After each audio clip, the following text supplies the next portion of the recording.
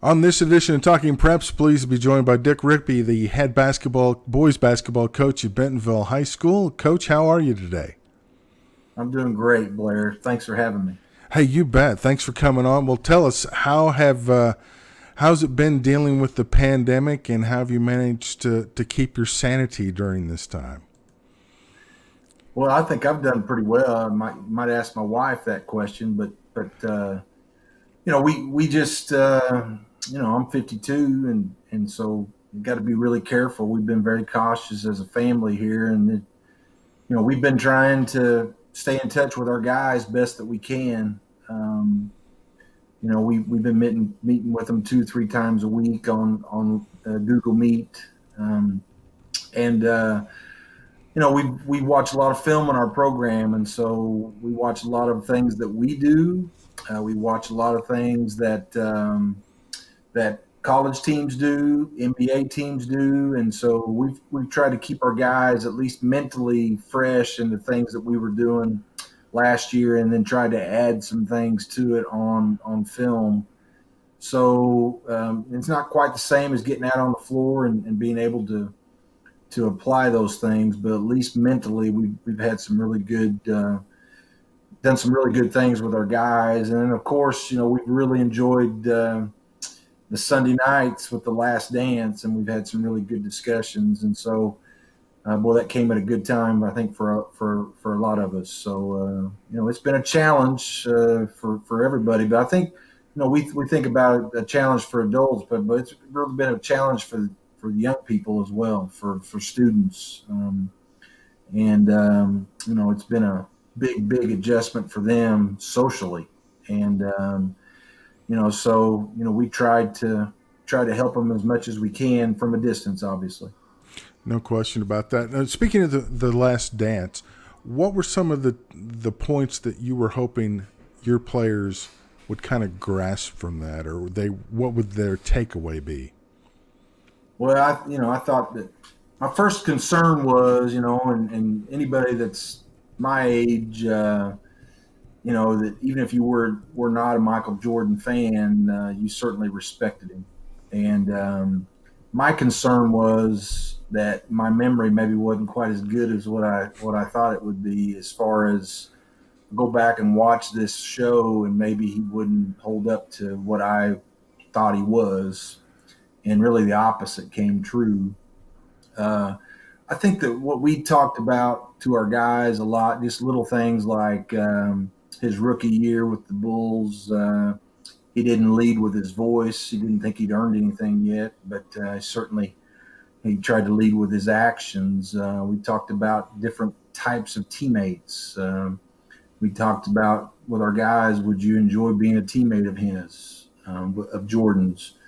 What kind of teammate did you think Dennis Rodman was? And just different things like that. We tried to apply to them, and one thing we did not do, Blair, is we did not have any debates on who's better, Jordan or LeBron or KD or Kobe or anything like that, because usually those don't get very far. But we did have some really good discussions, I felt like, about the show. No question. It was great for those of us who remember those days, and then for this younger generation who may not totally be aware of. I mean, they hear about it, but they don't. I don't know if they've truly seen Michael in action like they were able to, and everybody that filled their role, and just his will to win. We kind of forgot that how rare he was, talented, but the fact that he could motivate himself was just amazing.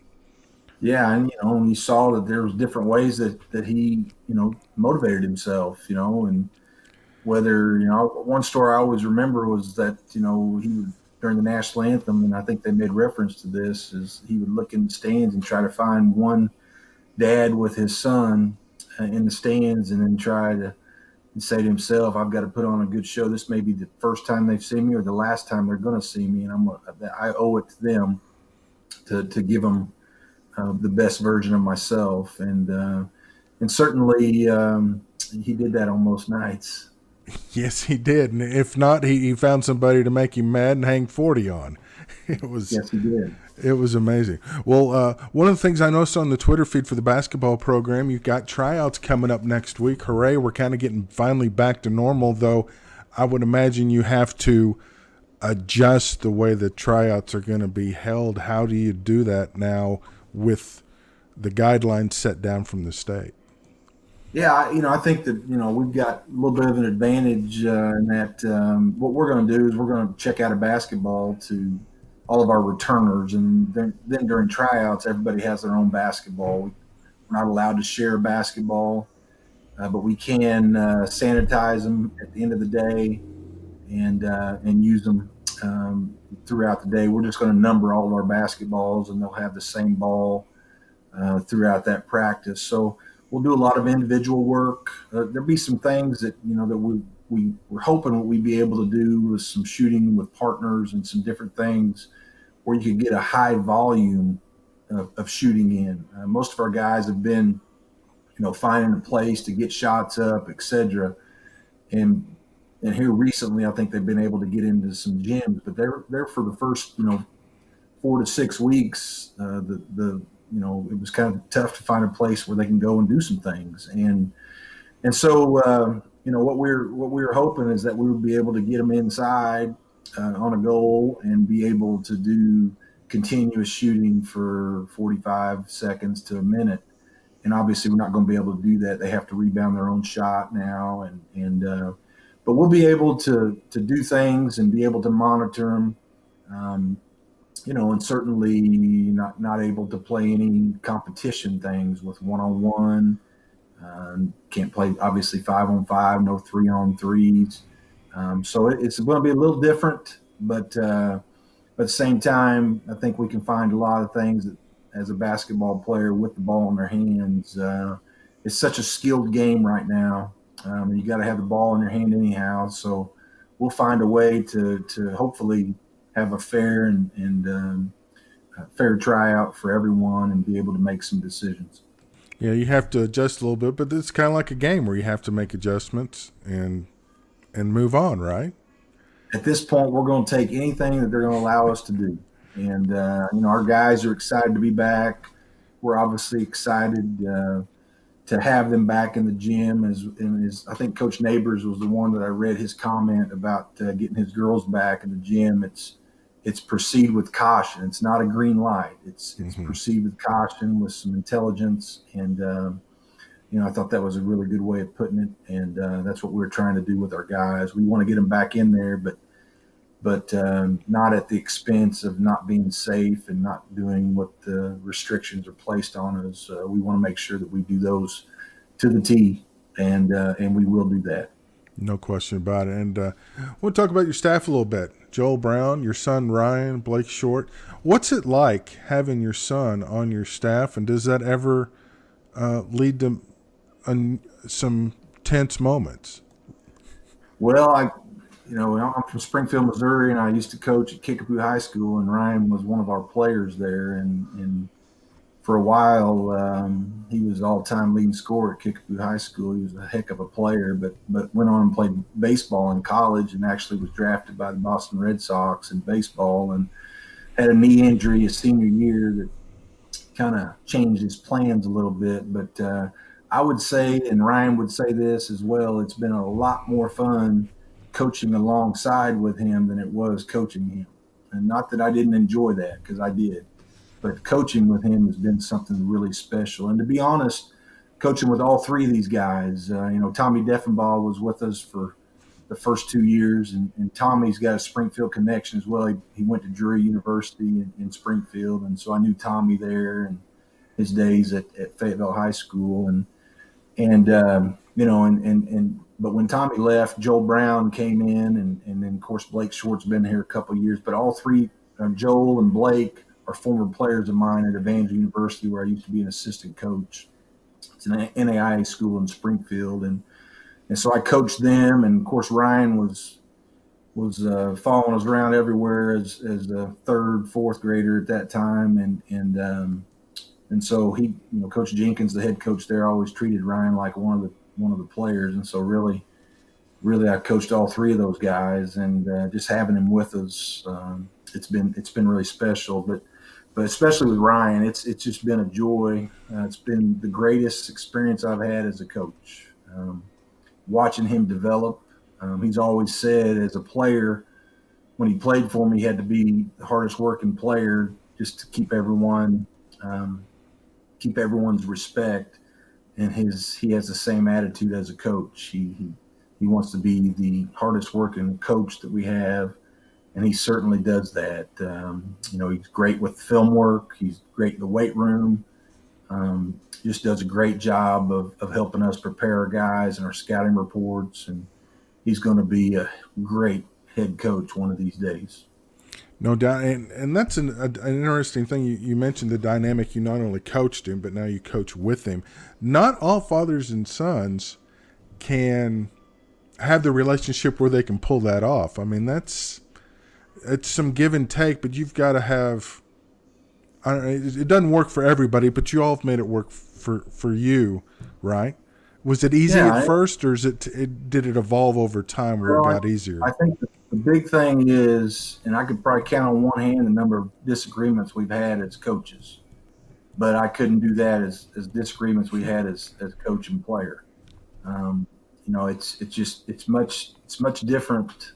First of all, I'm probably more mature now as a coach than I was when I coached him, and he's definitely more mature as a person than he was as a player. I think that the fact that we have the opportunity to do it, I think we both feel like we're blessed. Family's very important to me, always has been. I've been blessed with a great wife and my son, and my daughter was a volleyball player at the University of Arkansas, and that's kind of what this area started attracting us, and we kind of felt like, man, we could live down here someday. And then just opportunity came knocking, and it's been a great change for us and our family, and it's just been a great time.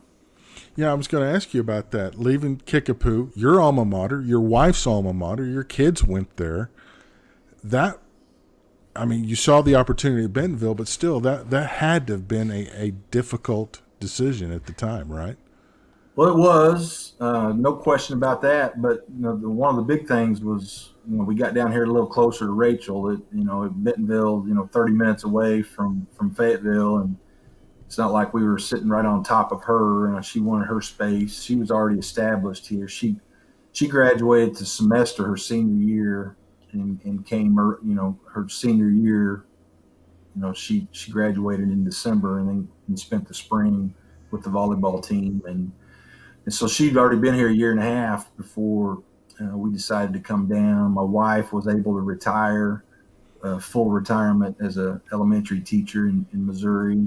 Um, and then also it wasn't a done deal at the time, but there was an opportunity possibly that Ryan could join our staff, and then it actually happened, and so those things, having our family together is very important to us. And as fond of memories as we have at Kickapoo High School, all four of our family members as students, and then me as a coach.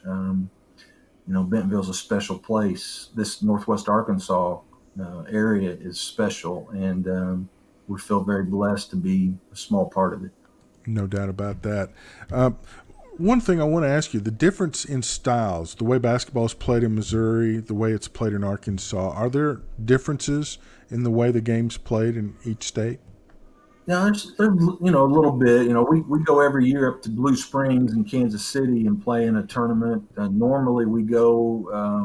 Normally we'd be getting prepared to go up to a shootout for a weekend. One of the first weekends in June to go up to Kansas City area and play up there.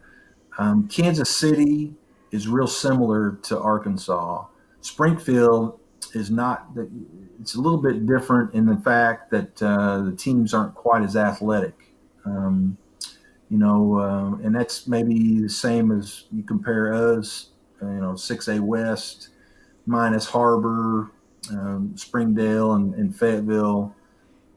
Comparing them maybe to some of the 6A Central teams like Bryant and North Little Rock and Little Rock Central, etc. North Side. They just have, it seems like at this time, they have better athletes, guys that are a little quicker, jump a little higher, a little faster, etc. But that's probably the difference between Springfield and Kansas City.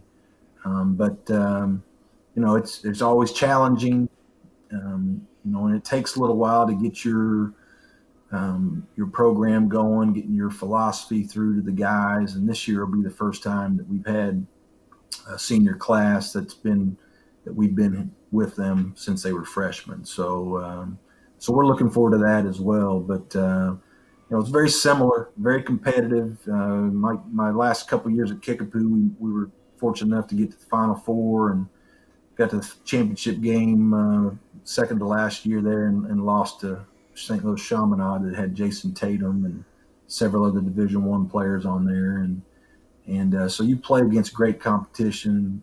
But Kansas City and St. Louis, I think, are more similar overall to the style that's played in Arkansas, at least at the 6A level. Yeah, and that's one of the great things about basketball. There's different styles, but yet you can achieve the ultimate result with different styles. There's not just one way to play this game.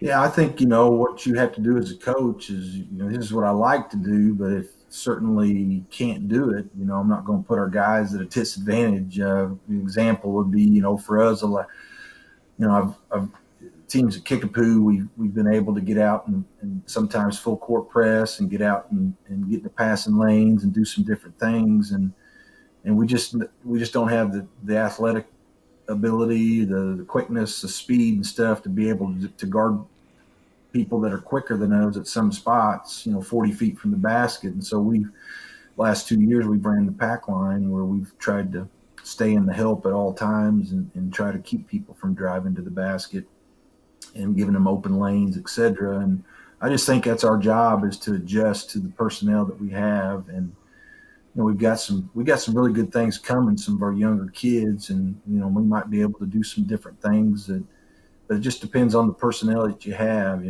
don't have the luxury of going out and being able to bring in what you need, so-called, but whatever we've got, there's a lot of different ways to play this game. And of course the shot clock's going to be something next year that's going to be, an added, dimension that we'll have to learn from. And we've toyed around with it and took a couple different times, and I don't think the way we play it's going to be affected a whole lot. But and most teams, I would say, at the 6A level are not going to have any issue with it. I think the one thing that's going to change is that teams are not going to pull it out with 3 minutes left and make you come get them.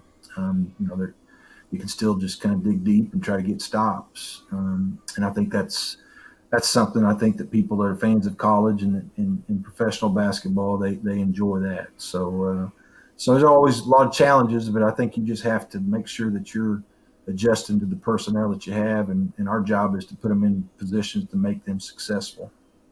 You mentioned Coach D earlier playing for you, now the head coach at Harbor. Is that a tough game for you, or is that one you kind of, it's a nice little challenge? One of our toughest losses of the year last year was against Harbor at home, where we had a 4-point lead with 3 seconds left, and somehow we found a way not to win that game. And it was really, really unfortunate the way it happened, but Tommy called me and checked on me afterwards, and had a good visit. But if you're going to lose a game like that, you might as well lose it to a good friend. And it was tough. But yeah, I mean, those games are special just because I'm so proud and happy for him. He's been deserving of being a head coach for a long time, and now the fact that he is one, and the great success that he had last year, I was just really proud for him. But that doesn't mean that we're not trying to beat him, and he's not trying to beat us.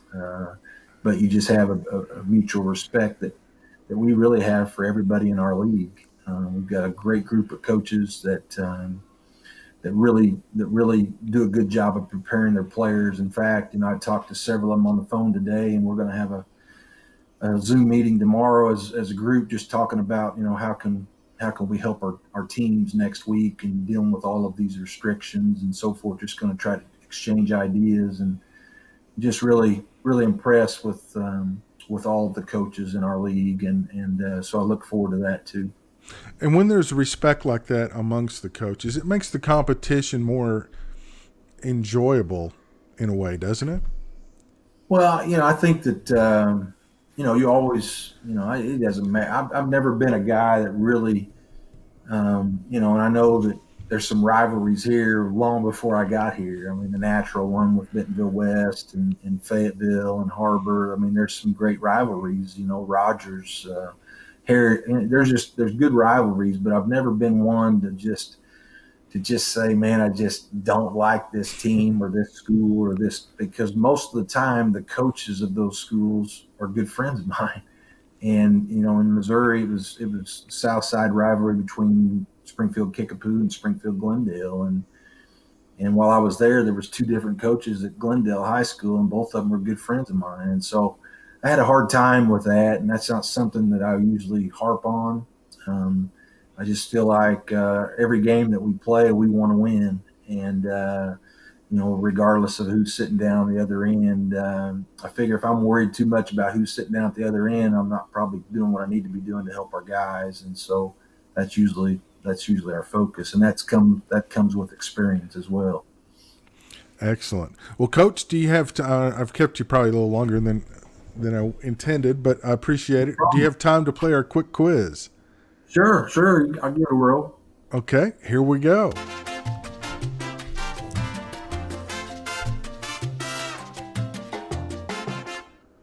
First thing to do, get a haircut or go eat at a restaurant? I'm gonna go out to a restaurant. My wife's been cutting my hair for a lot of years, so I was one of the few. We had a couple of calls with some friends of ours that and they'd say, "Man, your hair looks same. Looks like you." I said, "Well, I've got an advantage. My wife, she's been cutting my hair for quite a few years, and we've saved a lot of money on that." So going out to a restaurant is something that we're going to be able to do. We've tried to support people that support our program, even when they were doing carry out only. So going out to a restaurant is going to be something we'll do. Nice. Do you play a musical instrument? I grew up I played two different instruments. I did a little bit of piano and a little bit of trombone. And that's when I was in elementary school, and my mom got tired of trying to get me to practice all the time because she knew that I'd rather be out on the driveway shooting baskets. So that was short lived on both of those instruments. Wow, impressive. More likely to be on your playlist, rock and roll or country? Country. A particular favorite artist? Well, my father-in-law used to say it ain't country if they're not all wearing the same outfit. I'm not quite that extreme, but I listened to Johnny Cash and Hank Williams Jr. and enjoyed George Jones. So a lot of the people that my father-in-law loved listening to, I enjoy that as well. Nice. Last movie you saw at a theater? It's been a long time since we've been at a theater.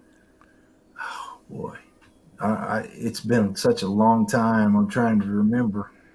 But when I was at Evangel, we used to go to take our team to a movie, and gosh, this is going to really date and surprise a lot of people about how long it's been, but this might not be the last one, but the one I remember, we took our team to see Miracles. So that's a long time ago.